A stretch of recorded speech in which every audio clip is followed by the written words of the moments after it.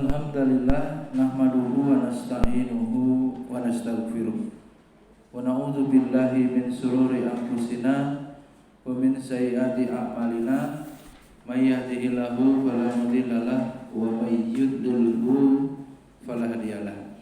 Asyhadu an la ilaha illallah wahdahu la syarikalah wa asyhadu anna Muhammadan abduhu wa rasuluh. Qala Allah Ta'ala ba'da na'udzu billahi minasyaitonir rajim. Bismillahirrahmanirrahim. Ya ayyuhalladzina amanu taqullaha haqqa tuqatih wa la tamutunna illa wa antum muslimun. Qala ya ayyuhannasu taqu rabbakumul ladzi khalaqakum min nafsin wahidah wa khalaqa minha zawjaha wa basa minhuma rijalan katsiran wa nisaa'a wattaqullaha alladzi tasaaluna bihi wal arham innallaha kana 'alaikum raqiba. Qala Rasulullah sallallahu alaihi wasallam, talabul ilmi faridatun ala kulli muslim. Amma ba'du, puji dan syukur marilah kita panjatkan kehadirat Allah Subhanahu wa taala. Alhamdulillah pada malam hari ini kita bisa bermajelis ilmu, materinya teknik-teknik pensucian jiwa, ya, atau cara, ya, bagaimana supaya jiwa kita menjadi suci, karena itu tugas, ya, Nabi Muhammad SAW selain mengajarkan kitab Al-Quran juga mensucikan jiwa. Jadi sekolah harus ada pelajaran itu, ya, pondok apalagi bagian dari kewajiban untuk meneladani, ya, mengikuti tunjuk sunnah Nabi. Kita harus belajar bagaimana mensucikan jiwa. Salawat dan salam terus tercurah kepada uswah hasanah kita Nabi Muhammad sallallahu alaihi wasallam, pada keluarga beliau, para sahabat, tabi'in, tabi'ut tabi'in, dan kita semua umatnya yang istiqomah mengikuti jalan langkah beliau ila yaumil qiyamah. Para santri, catatannya dilengkapi, ya. Apa yang bisa diringkas, ya. Kalau mau ditanyakan, tanyakan. Penyucian jiwa itu seperti apa? Sebuah bangunan tinggi, ya. Permisalannya, ya. Mensucikan jiwa itu seperti orang yang kita lihat ada sebuah bangunan tinggi yang mana bangunan itu pasti berdiri di atas fondasi dan ada tiang-tiang yang utama. Tidak mungkin bangunannya bisa berdiri kokoh tanpa ada fondasi dan tiang-tiang utama. Nah, supaya bangunan itu berdiri kokoh dan bisa memberi hasil maksimal bagi yang punya, pemiliknya, maka dibutuhkan banyak sarana, ya, dan aktivitas kerja yang nyata. Jadi bangunnya serius, ya, pembangunannya berlangsung terus menerus, tiada henti, dan ini bahkan sampai ajal menjemput, ya. Artinya pekerjaan menjaga bangunan itu adalah penyucian jiwa. Jadi menyucikan jiwa ini sampai kapan batasnya? Selesainya kapan? Meninggal baru selesai, sampai ajal menjemput. Kok bisa begitu? Iya, setiap hari jiwa kita berpeluang atau sangat berpeluang berdosa. Yang berdosa itu maknanya mengotori jiwa, atau, ya, jadi jiwanya itu kotor, ya. Kotorannya jiwa itu dosa. Tentu saja Nabi telah juga menetapkan itu, ya. Kenapa harus disucikan? Karena setiap hari manusia berdosa. Di mana Bani Adam, kata Nabi, itu mahalul khata' Nisyan tempatnya salah. Di setiap kita itu setiap hari itu pasti ya, pasti apa? Berdosa pasti. Baru perhatikan. Setiap kita setiap hari apa? Otomatis berdosa. Jadi kalau begitu apa? Tiada lain ya, tiada cara lain kecuali kita harus juga mensucikannya setiap hari. Sampai kapan? Sampai ajal menjemput, sampai mati. Matinya kita dalam keadaan bagaimana? Nah itu. Kalau sudah meninggal dan meninggal dengan husnul khotimah, alhamdulillah. Baru selesai tugas pensucian jiwa itu.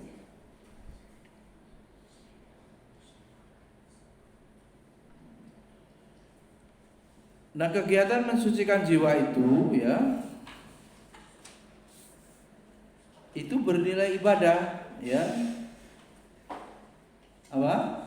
Mensucikan jiwa itu bernilai ibadah. Sampai seorang hamba mencapai derajat takwa sebagai seorang yang mutakin, orang-orang yang bertakwa sampai derajat itu. Dalam sebuah ayat ya, firman-Nya Allah menerangkan bahwa wa ma khalaqtul jinna wal insa illa liya'budun, surat Az-Zariyat ayat 56. Dan tidaklah aku menciptakan jin dan manusia kecuali hanya untuk beribadah kepadaku. Walaqad ba'asna fi kulli ummatir rasulan an ibudullah wajtanibut taghut. Dan sungguh kami telah mengutus Rasul pada tiap-tiap umat untuk menyerukan apa? Sembahlah Allah saja dan jauhilah taghut. Nah, jadi secara umum para santri semuanya, makna ibadah itu mencakup semua. Jadi makna ibadah itu luas, mencakup semua perbuatan yang diinginkan oleh seorang individu, baik itu aktivitas hati. Jadi ibadah itu ada ibadah hati, ibadah lisan, dan ada ibadah apa? Anggota badan atau fisik. Di perbuatan yang sesuai keinginan seorang hamba untuk dapat mencapai yang yaitu Allah yang disembah. Tentunya ukurannya apa yang Allah ridhoi, apa yang Allah cintai dari perbuatan seorang hamba itu baru dinamakan ibadah. Jadi luas. Kalau menuntut ilmu berarti termasuk perbuatan yang Allah cintai, Allah ridhoi, maka menuntut ilmu bagian daripada ibadah. Itu luas. Ya. Santri semua merantau ya dari rumahnya ke pondok dalam rangka apa? Menuntut ilmu. Berarti apa? Santri sedang beribadah. Ibadah adalah sebutan untuk semua yang dicintai, tadi Habib bilang, yang dicintai dan diridhoi Allah. Baik yang itu perkataan, perbuatan, lahir dan batin. Kalau seuzon bagaimana itu suka? Boleh enggak? Buruk sangka buruk. Nah, berarti itu dosa. Perbuatan lahir atau perbuatan batin? Perbuatan batin. Ya, iri, dengki, ya, takabur, semuanya perbuatan batin dan itu dilarang, dimurkai oleh Allah, syahid, maka itu termasuk daripada dosa. Ya. Kalau husnuzon, sabar, syukur itu bagaimana? Diridhoi Allah. Perbuatan itu berarti bernilai ibadah. Itu kalau perbuatan batin. Kalau yang lahir banyak ya, menuntut ilmu. Kalau ini membersihkan masjid, musola, ibadah enggak? Karena pasti Allah ridhoi karena menjaga kebersihan atau hurus satrul iman. Kebersihan adalah sebagian daripada iman. Membersihkan asrama gimana? Sama. Ya, asrama, pondok, tempat menuntut ilmu. Kalau tidak dibersihkan akan menyebabkan penyakit. Jadi hidupnya menjadi apa? Rugi ya, sakit, nggak bisa belajar atau jorok ya. Akhirnya apa? Ya akhirnya merugikan dirimu, merugikan orang lain. Dan itu pasti dibenci. Orang muslim merugikan muslim yang lain, pastinya itu dibenci. Berarti bukan ibadah. Bisa berarti malah dosa karena membuat kerusakan. Ya.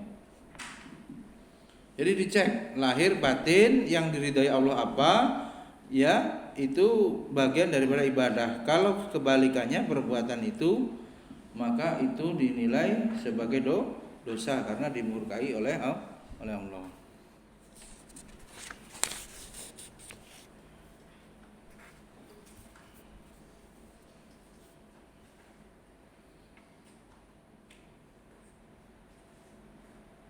Kemudian berikutnya ya, ibadah dan sarana-sarana praktis yang memberikan pengaruh pada penyucian jiwa. Yang pertama, tulis ilmu yang bermanfaat. Yang memberikan pengaruh pada pensucian jiwa yang pertama apa? Ilmu yang bermanfaat. Ilmu yang bermanfaat yang dapat mewujudkan jiwa yang suci adalah ilmu yang dapat mendekatkan kepada Allah, mendekatkan jiwa kepada Allah. Jadi bagaimana teknik mensucikan jiwa? Dan yang memberikan pengaruh dalam penyucian jiwa yang pertama apa? Ilmu yang bermanfaat. Penjelasannya, ilmu yang bermanfaat adalah ilmu yang dapat mewujudkan jiwa yang suci. Adalah ilmu yang dapat mendekatkan jiwa kepada Allah. Maknanya semakin santri belajar, sucilah jiwanya, dekat jiwanya kepada Allah. Itu diantaranya.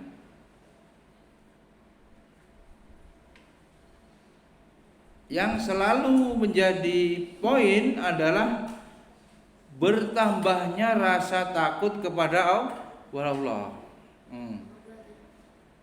Masih penjelasan ilmu yang bermanfaat. Jadi kalau bertambah ilmunya harus apa? Bertambah rasa takutnya kepada Allah. Ya. Udah bisa merasakan gitu. Syahid, bisa. Ilmunya bertambah. Kan setiap hari terus mencari ilmu, ya kan? Di sini ngapa? Belajar kan? Ya kan? Sehari-hari sampai sore sampai malam belajar. Harusnya apa? Yang benar dengan bertambahnya ilmu, lihat harus bertambah rasa takut kepada Allah. Jadi tidak lagi berani ya melanggar larangan Allah ya, nggak berani berbuat maksiat harusnya. Kemudian apa? Setelah muncul rasa takut itu, orang yang belajar akan semangat beramal soleh. Harusnya begitu.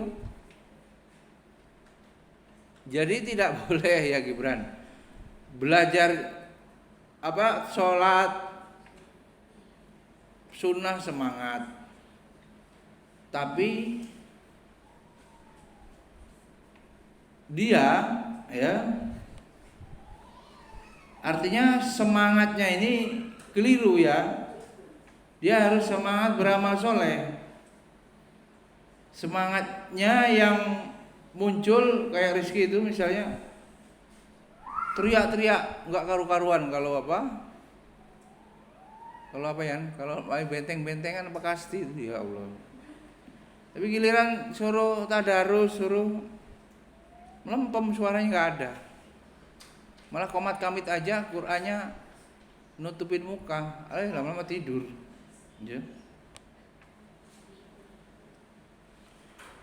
Jadi setelah mondok belajar mestinya harus tambah semangat ibadah. Ya, Aska, paham maksudnya? Kan bertambah ilmunya. Harusnya apa? Ibadahnya semakin semangat. Itu baru ilmunya bermanfaat. Benar juga ya, ibadahnya semangat ya. Tambah ilmu, tahu keutamaan ya, hidup ini mengabdi kepada Allah. Jadi beribadah itu kebutuhan ya juga. Akhirnya apa? Semangat beramal soleh. Dan ilmu yang paling utama adalah ilmu syar'i, ilmu agama. Ya. Yang paling utama adalah ilmu agama.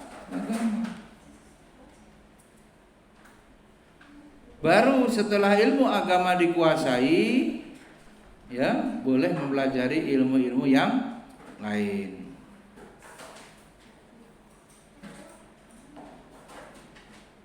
Apa keutamaan ilmu, para santri? Keutamaan ilmu? Keutamaan ilmu merupakan ibadah yang besar. Ilmu merupakan ibadah yang besar. Allah Subhanahu wa taala telah memerintahkan hamba-hambanya dengan ilmu dan menjadikannya sebagai permulaan. Yang pertama untuk dipelajari atau kewajiban yang harus dijalankan. Fa'lam annahu la ilaha illallah wastaghfir lidzambik. Surat Muhammad ayat 19. Ini kewajiban, nanti ditulis ya, dilengkapi. Fa'lam annahu la ilaha illallah wastaghfir lidzambik. Apa artinya?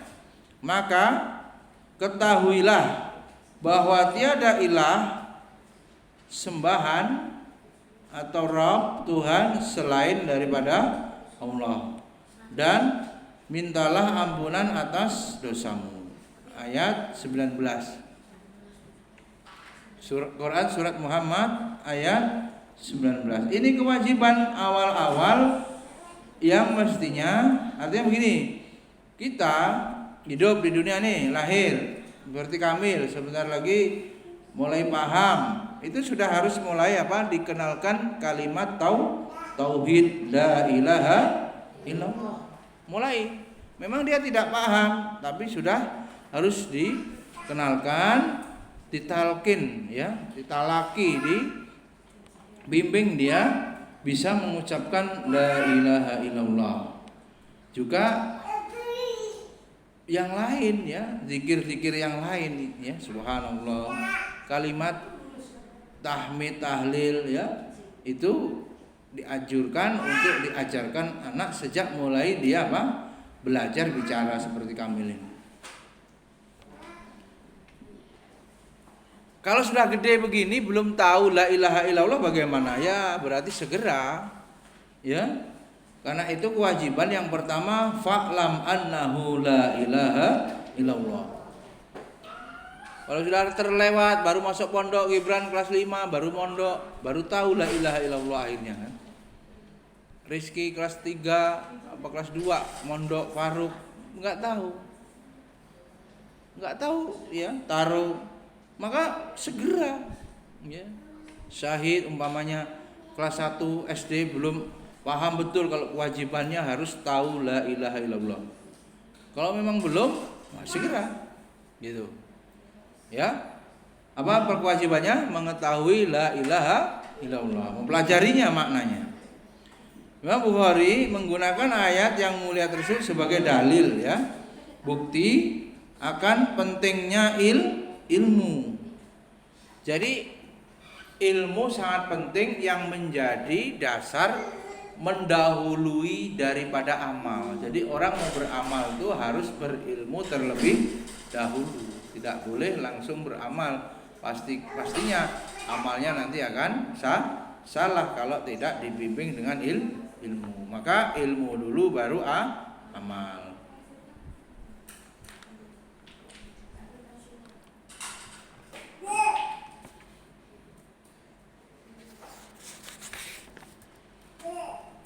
Jadi ilmu yang bermanfaat ya, yang berdiri di atas tauhid, mengesahkan Allah, merupakan sarana paling utama. Ini simpulan tulis. Jadi ilmu yang bermanfaat yang berdiri di atas tauhid kepada Allah merupakan sarana paling utama bagi penyucian jiwa. Nah ini harus perhatikan betul. Mau berhasil mensucikan jiwa harus apa? Harus memiliki ilmu. Di sarana yang paling utama mensucikan jiwa ini adalah ilmu.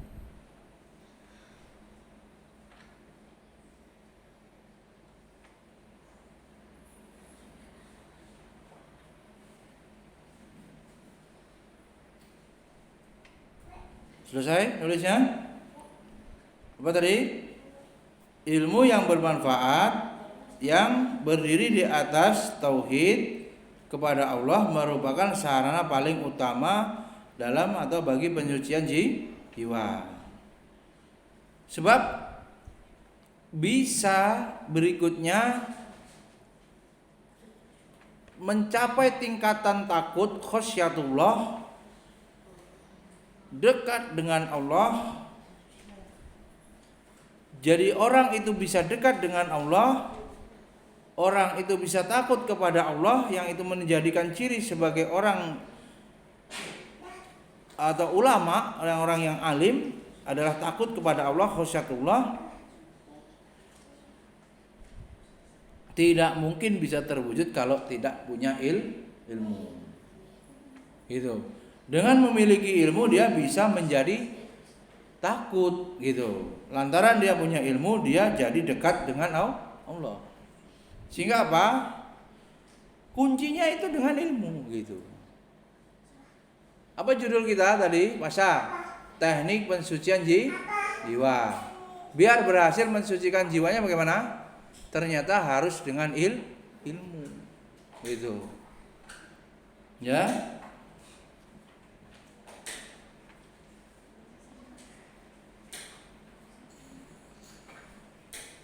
Kedudukan ilmu di hadapan Allah itu sangat tinggi ya. Maka orang yang menuntut ilmu pun menjadi ibadah yang agung ya. Menjadi dia melakukan ibadah yang agung. Karena ilmu itu sangat tinggi kedudukannya, orang yang mempelajarinya itu ya mendapat apa? Orang yang mempelajari ilmu itu berstatus beribadah, ibadah yang agung.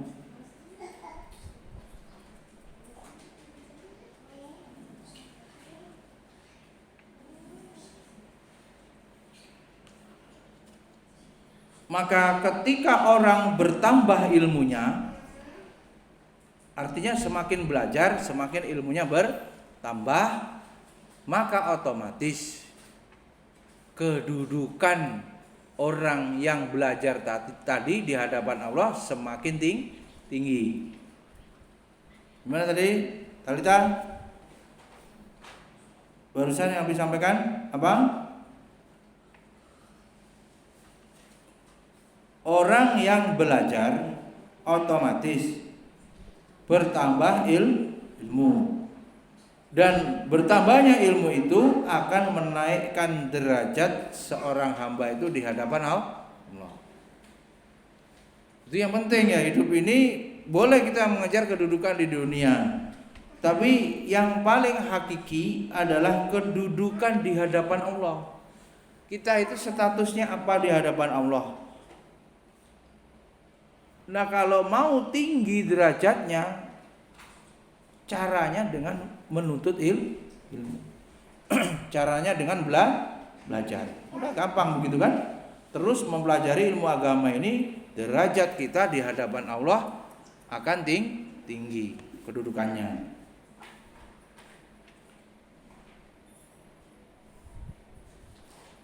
Di antaranya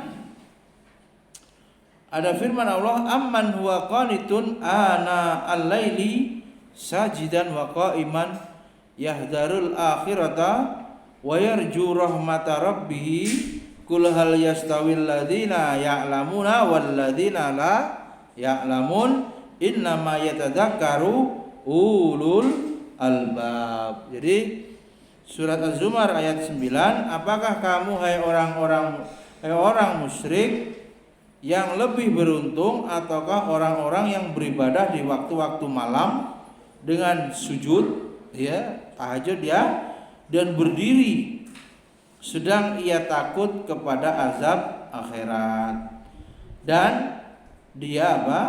Wa yarju rahmata rabbih. Dia selalu mengharapkan rahmat dari Allah. Qul hal yastawil ladzina ya'lamuna wal ladzina la ya'lamun. Allah nanya, emangnya sama orang-orang yang pinter dengan orang-orang yang bodoh? Sama enggak? Tidak. Ya, sungguh ya, innama yatadzakkaru ulul albab. Hanya orang-orang yang berakal yang dapat menerima pelajaran. Jadi tidak sama. Allah sendiri sudah tetapkan orang bodoh rendah, nggak sama, nggak sederajat dengan orang pinter. Orang pinter apa? Tinggi kedudukannya, mulia, agung di hadapan Allah dibandingkan orang-orang yang jahil, orang-orang yang bodoh. Para santri yang berbahagia beribadah kepada Allah dan merasa takut akan azabnya serta mencari rahmatnya merupakan salah satu buah daripada ilmu. Nah ini buah ilmu apa? Mau beribadah karena dia punya ilmu, tahu hukumnya sholat, akhirnya dia mau sholat. Oh itu dosa, menggibah. Oh itu mencuri, mengambil hak orang lain, dosa. Dia tahu dari mana? Karena dia belajar, tahu hukumnya. Akhirnya dia tahu pelajaran nasib atau azab di akhirat nanti sangatlah mengerikan. Pemahaman ilmunya tentang siksa neraka itu akan mencegah dia akhirnya tidak melakukan perbuatan dosa, begitu. Dia tercegah dari bermaksiat karena dia berilmu. Ya. Kemudian orang akan mendapatkan rahmat karena dia belajar. Ya, dia akhirnya mendapatkan rahmat. Itulah hasil daripada ilmu. Bahkan dengan ilmu itu dia bisa membuka pandangan dan menyinari hati. Status tinggi kedudukannya itu ada dalam surat Al-Mujadilah. Nabi sering disampaikan, yarfa'illahul ladzina amanu minkum walladzina utul ilma darajat. Coba dihafalin ya Aska. Yarfa'illahul ladzina amanu minkum walladzina utul ilma darajat. Allah mengangkat derajat orang-orang yang beriman di antara kalian dan orang-orang yang berilmu beberapa derajat. Quran surat Al-Mujadilah ayat 11.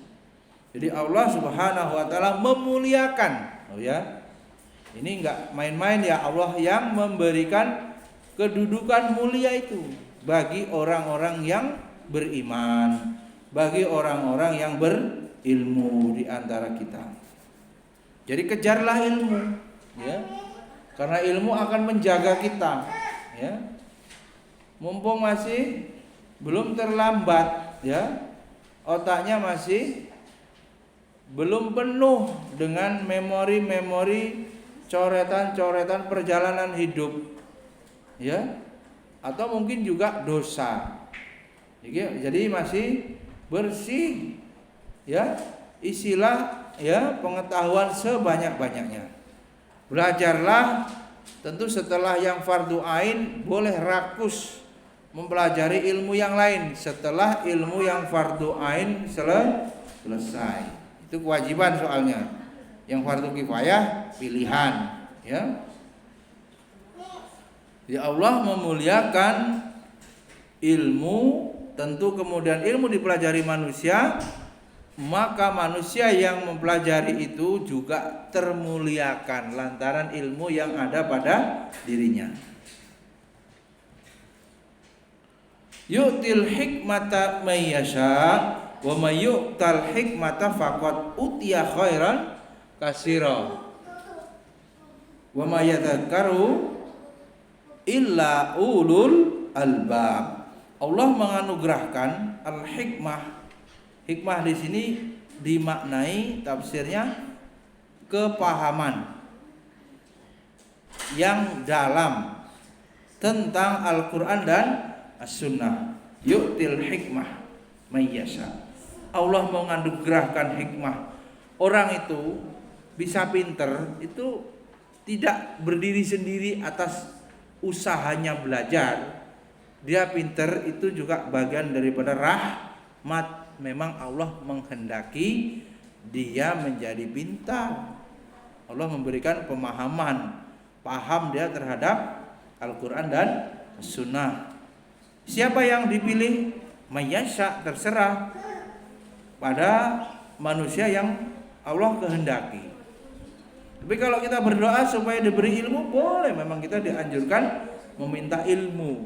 Bisa jadi dengan doa kita itu kemudian Allah jawab, diijabah kita. Mudah-mudahan termasuk orang yang paham.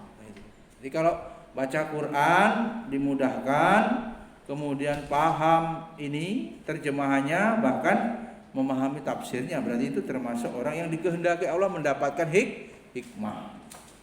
Wa may yu'tal hikmah faqad utiya khairan katsira. Siapa yang dianugerahi hikmah itu berarti benar-benar dia telah dianugerahi karunia yang khairan katsira, yang banyak. Wa may yadhakkaru illa ulul albab. Dan hanya orang-orang yang berakal lah yang dapat mengambil pelajaran.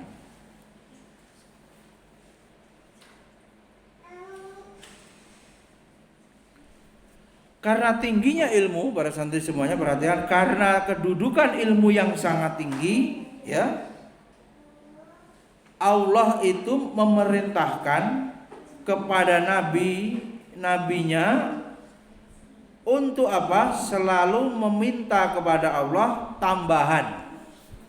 Apa itu?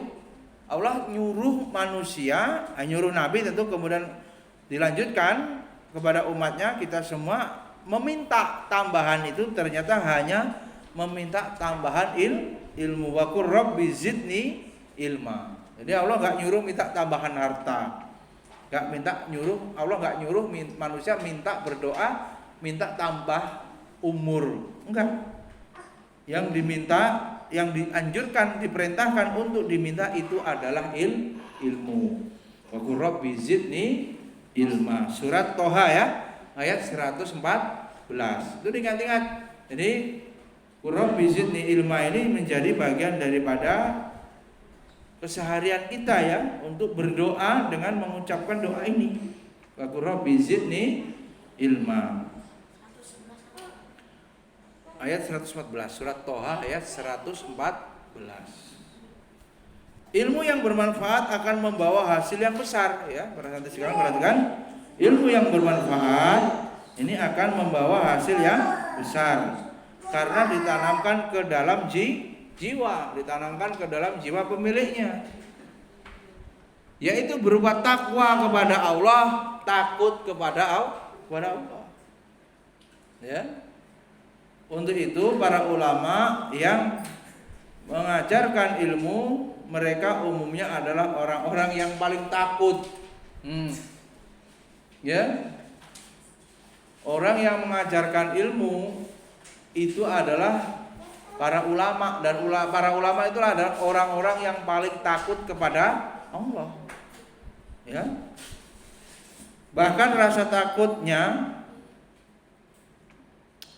luar biasa ya, sangat tinggi. Innama yakhshallaha min ibadihil ulama. Sesungguhnya yang takut kepada Allah di antara hamba-hambaku, kata Allah, hanyalah para ulama. Semakin ilmunya tinggi, semakin khasyatullahnya tinggi. Berarti kalau orang semakin bodoh, ya, sangat bodoh, parah kebodohannya, kejahiliahannya, rendah kedudukannya di hadapan Allah, ya, dan berani dia melanggar atau berbuat dosa terhadap Allah. Ukurannya itu.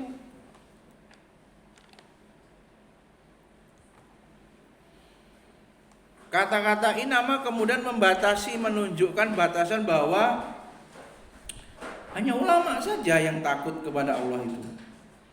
Selainnya otomatis, kalaupun ada takut, tidak sebesar takutnya ulama. Semakin jahil semakin berani melawan perintah Allah, menentang perintah-perintah Allah dilanggar, semakin bodoh begitu. Ya. Oleh karenanya maka untuk mensucikan jiwa itu sarananya adalah ilmu, supaya bisa berhasil membersihkan penyakit-penyakit jiwa. Ya. Bagaimana bisa suci? Ya harus berilmu. Kita harus tahu apa itu penyakit-penyakit jiwa yang mengotori jiwa, yang menyebabkan jiwa kita menjadi kotor. Kita harus tahu. Lah taunya itu bagaimana? Bisa taunya karena belajar. Sehingga sarana yang utama adalah dengan ilmu. Nah, ilmu ini diulang-ulang terus supaya santri betul-betul memahami ya, masalah ilmu ini menjadi program hidup ya, program hidup, terus senantiasa menambah ilmu. Kemudian selain ayat-ayat di atas terdapat pula banyak hadis ya. Banyak hadis Nabi SAW yang menjelaskan keutamaan ilmu.